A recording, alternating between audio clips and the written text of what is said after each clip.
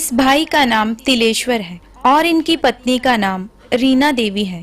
आज ये अपनी गवाही दे रहे हैं कि कैसे परमेश्वर ने इनको गर्भ के फल के साथ आशीषित किया। तो आइए देखते हैं इनकी गवाही को। आप सभी को जय मसीह की। मेरा नाम तिलेश्वर राज हुआ, ये मेरी पत्नी रीना देवी और मेरी टेस्टिमनी है, बहुत बड़ी टेस्टिमनी है। हमारी मैरिज हुई 2006 में। उसके बाद हम लोगों ने बेबी प्लानिंग किए। तो 2011 में मेरी एक बेटी हुई। उसके बाद बेबी बॉय का प्लानिंग हुआ तो उस समय रहा भी, पीरियड हुई। उसके बाद 3 महीने का हुआ जैसे ही, उसके बाद इसका मिसकैरेज हो गया। तो उसमें मुझे लगा कि ये अचानक कैसे हो सकता है, बट फैमिली वाले का ना कि कुछ गलती हो गया होगा, बट वैसा कुछ हुआ नहीं था। ठीक अगले साल, ठीक 2013 में फिर से मैं प्लानिंग किया बेबी के लिए, बट एक मायूसी हम लोग के जीवन में आया। वो मायूसी कि जब बच्चा जन्म लिया तो बच्चा डेड था। तो 9 महीना होने के बावजूद भी ये बच्चा मरा हुआ पैदा हुआ। कोई बात नहीं, सब लोगों ने हिम्मत इनको भी दिया, मुझे भी हिम्मत दिया, कोई बात नहीं। तो फिर से मैं प्लानिंग किया 2014 में, और जैसे ही 2014 में फिर से प्लानिंग हुआ, 3 महीना फिर रहा, 3 महीने के बाद फिर मिसकैरेज। लोग बोलते थे कि ऐसे मेरी पत्नी को ही दोष लगाते थे कि नहीं, ये भी गलती की होगी, भारी उठा दी होगी, चाहे ऐसा हो गया होगा। तो फिर से प्लानिंग किया, फिर से वही स्थिति हुआ। 9 महीना सही सलामत रहे, और ये चौथी बार हुई। तो चौथी बार और चौंकाने वाली बात हुई कि जब चौथी बच्चे 9 महीना के बाद जन्म लिया तो उस बच्चे का सर कुचला हुआ था और मरा हुआ था। और इस स्थिति में तो लोग देख नहीं पा रहे थे। लास्ट में उसी समय हम लोगों ने देखा भी नहीं, उधर से उधर ही बच्चा को कब्र में डाल दिया गया। फिर कुछ लोगों ने कहा, मेरी पत्नी को या मेरी मम्मी को भी कहा लोग, इसको कोई जादू टोना किया हुआ है, इसको ऐसे नहीं होगा। डॉक्टर, चूँकि जब डॉक्टर हॉस्पिटल में होता था, डॉक्टर को भी समझ में नहीं आता था कि हो क्या रहा है आखिर इसके साथ। तो गांव में होते हैं कुछ लोग कि जादू टोना पे विश्वास ज़्यादा करते हैं, तो बाबा के पास लेके जाना शुरू कर दी इन लोगों ने। तो बाबा के पास जाते तो बाबा तो पैसे तो ठगना था उनका, ये है वो है, ये कराबो वो कराबो, मतलब बहुत तरीके के रंग बिरंग के काम करवाना शुरू कर दिए हैं। तो फिर भी सुधार नहीं हुआ। फिर नेक्स्ट बार में फिर से प्लानिंग हुआ। 5वीं बार में फिर वैसा ही 3 महीना के बाद फिर मिसकैरेज हो गया। मिसकैरेज के बाद पूरी रीति से मायूसी, अब तो क्या करूं। लेकिन चलो, गलती को लोग दोष लगा रहे हैं कि नहीं, आप लोग में ही कमी होगा, ज़रूर कुछ बात है, आखिर हो क्यों रहा है ऐसे, कि चलो बोलने वाले को बोलने दो। इसको भी बोला मैं, बोलने वाले को बोलने दो, जो जैसा बोलता है बोलने दो। फिर से लास्ट एक चांस और लगाया कि अगर अबर हो गया तो ठीक है, वरना आज के बाद में फिर कभी मैं बेबी प्लानिंग नहीं करूँगा। तो लास्ट 6ठी बार में मैं लास्ट प्लानिंग थी किया, एक उम्मीद के सहारे कि लास्ट है, ऑप्शन है, अब मेरे पास कोई रास्ता है नहीं। तो फिर से मैं ट्राई किया, रहा भी, 9 महीना रहा। तो हम लोग के फिर से खुशी मिला, लेकिन वो खुशी किस काम का, जब पिछले 5 देख चुका तो हम लोग को उतनी खुशी नहीं लगी। चलो, एक था कि चलो 9 महीना हो गया। 9वां महीना फिर से बच्चा जन्म लिया, और उस समय बेटा जन्म लिया था।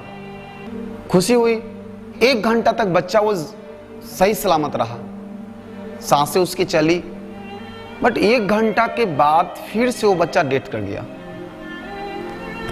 अब तो हिम्मत टूट गया। हमारे फैमिली वाले लोगों ने इनको संभाला, मुझे तो रहा नहीं गया। मैं तो सोच लिया था कि आज के बाद मैं कभी ऐसा फिर से नहीं करूँगा, क्योंकि पहले ही मैं सोच लिया था, क्योंकि पेरेंट्स का दबाव था। तो चलो भाई, कोई बात नहीं है। लेकिन हिम्मत उस समय 6ठी बार में मेरी हिम्मत टूट गई थी, और मैं सारे जगह से थक गया। सारे डॉक्टर हार गए, सारे बाबा हार गए। अब मैं सोचा कोई उपाय नहीं। अब 4 से 5 डॉक्टर बदला। डॉक्टर को बताता था, 2 डॉक्टर चेकअप लिखते थे, हर चीज़ जांच करते थे, लेकिन सारा जांच नॉर्मल आता था। तो डॉक्टर को भी समझ में नहीं आता था क्या बताऊं इनको। तो सीधे कहते थे कि नॉर्मल है, हमेशा नॉर्मल बताते थे। फिर अंत में लास्ट सिचुएशन में डॉक्टर का दिया कि ऐसा हो रहा है तो अब बेबी प्लानिंग मत कीजिए, नहीं तो फिर खतरा हो जाएगा, क्योंकि ये कमज़ोर हो चुकी है और इसके शरीर में ब्लड कम गया है। इसके वजह से ये अब इसका उम्मीद कम है। कि हमारे घर वाले मजाक उड़ाते थे, रिश्तेदार मजाक उड़ाते थे, ताने मारते थे, अब इसका वंश नहीं चलेगा, तो बहुत ऐसे लोग बोलते थे। और ये उसी समय से ये ज़्यादा कुछ बोलचाल भी नहीं करती थी, शांति माहौल में रहती थी, डिप्रेशन में चली गई, हमेशा रोते रहती थी। कभी रात में कभी इसके से देखता था कि रोते रहती थी। मैं समझाता था कि चलो कोई दिक्कत नहीं है, जैसे लोग बोलते हैं बोलने दो। हमारी वाइफ के तीन मिसकैरेज हुए, हर 3 महीना पे 3 महीना पे 3 बार मिसकैरेज हुई और 9 महीना पे 3 बार बच्चे जन्म लिए। बच्चे जन्म लेने के लिए बट मरे हुए जन्म लेते थे। जब दूसरे के बच्चे को देखता था तो लगता था कि मेरा भी एक बेटा होता। बेटा की चाहत तो थी कि मेरे एक बेटे होते तो मेरे अंत का में साथ देने वाला वही होता है। तो उसी समय फिर धीरे धीरे अचानक हम लोग अपना बिजनेस में व्यस्त हो गए, ये अपना घर में व्यस्त हो गई।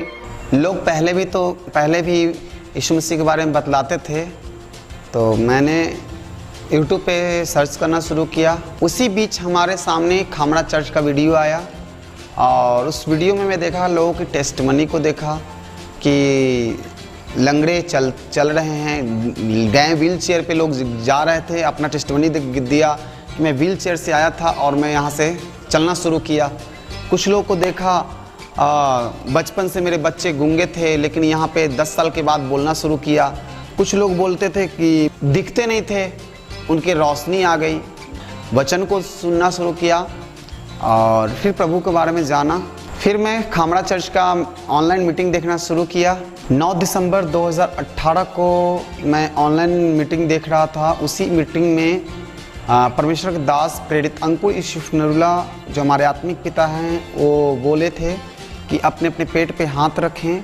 अगर आप मेरी आवाज सुन सकते हैं, आप चंगे हो सकते हैं। मैंने कहा अपने पेट पे हाथ रखो और उस प्रेगनेंसी को होने के लिए बोलो, बीमारी को जाने के लिए बोलो, Holi ghost, Holi ghost, Holi ghost, Holi ghost, release करो फायर और आपके अंदर से वो गंदी चीजें बाहर आने वाली। उस प्रार्थना को मैंने रिसीव किया अपनी वाइफ के लिए और उसी मंथ में हमारी पत्नी फिर से प्रेग्नेंट हुई। और तो जब प्रेग्नेंट हुई, मुझे परमेश्वर पे पूरा भरोसा था कि प्रभु इस बार तेरे नाम पे मैं इस आशीष को मैं ग्रहण किया हूँ। और उसी समय से मैं यहाँ आकर प्रभु के भवन में मैं सेवा करना शुरू किया। लगातार मैं सेवा करता रहा और जब मैं यहीं पे था, मेरे घर से फ़ोन आया कि अब आपका बेटा आया। वो डेट था 14 अगस्त 2019। ठीक 9 महीना के बाद परमेश्वर ने मुझे बेबी बॉय के साथ ब्लेस किया। आज हमारे बेटे का 1 साल 11 महीना 16 दिन हो चुका है। आज मेरा बेटा हेल्दी है, ब्लेस्ड है और हम अपने बच्चों के साथ आनंदित हैं, पूरे परिवार के साथ आनंदित हैं। हमारे पूरे परिवार के जीवन में खुशियाँ आया। परमेश्वर ने स्माइल दिया, मुस्कुराहट दी।